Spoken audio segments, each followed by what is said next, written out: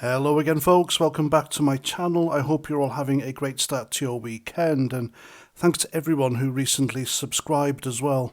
I really appreciate you all supporting what I do.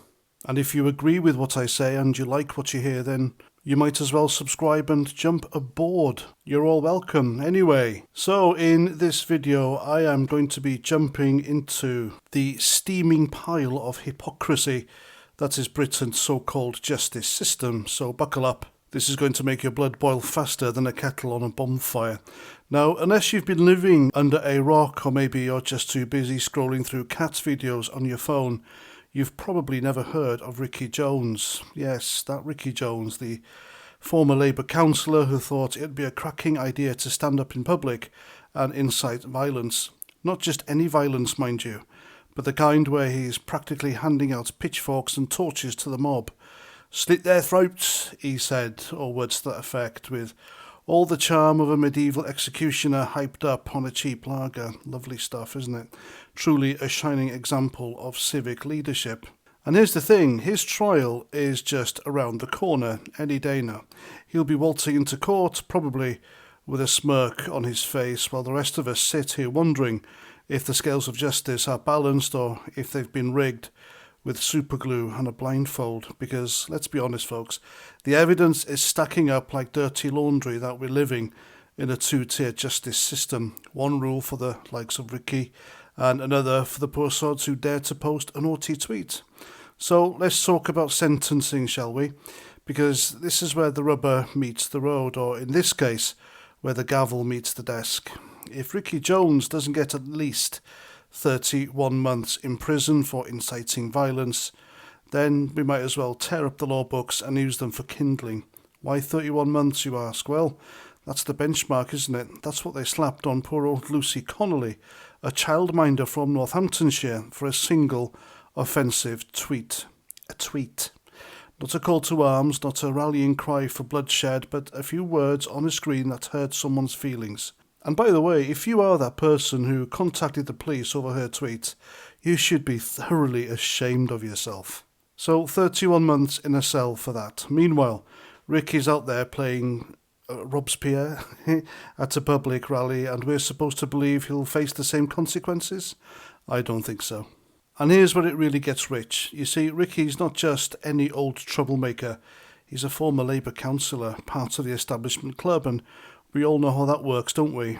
If you're in the right gang and you're the right demographic, you tick the right boxes, you get a pat on the head and a get out of jail free card. If you're not, well, enjoy your 2 years in the slammer for chanting "we want our country back" or sending, a mean email. It's a bit like the justice system's running a loyalty scheme, isn't it? Commit a crime, flash your party membership and get a discount on your sentence. Terms and conditions apply, of course.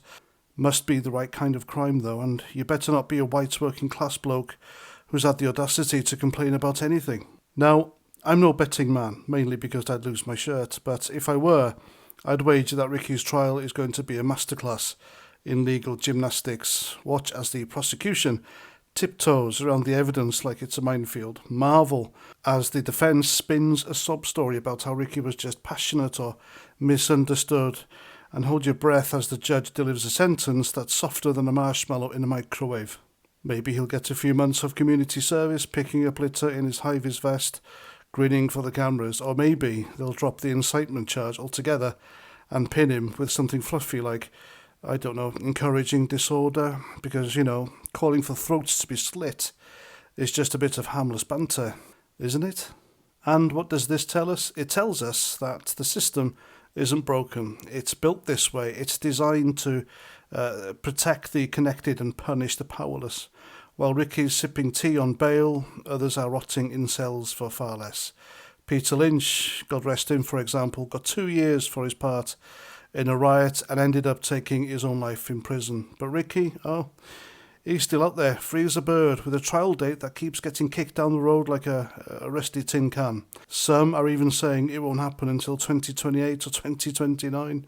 Justice delayed is justice denied, unless you're in the VIP lane, of course. So what's the solution? Well, short of storming the court with pitchforks, which ironically Ricky might approve of, we need to keep the pressure on.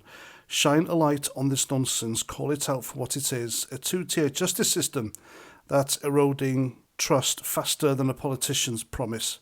If Ricky Jones walks away with a slap on the wrist, it's not just a miscarriage of justice, it's a neon sign flashing game over for equality before the law. So here's my challenge to the so-called powers that be. Prove me wrong. Lock Ricky up for at least 31 months if he's found guilty.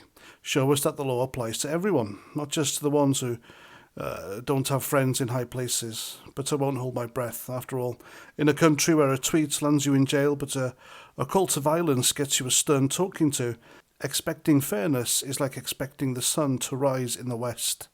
So until the next time, I'm Paz49. Thanks for watching, and keep your eyes open and your pitchforks ready, because if this is justice, then I'm the Queen of Sheba. I'll see you at the next video. Roger Trout.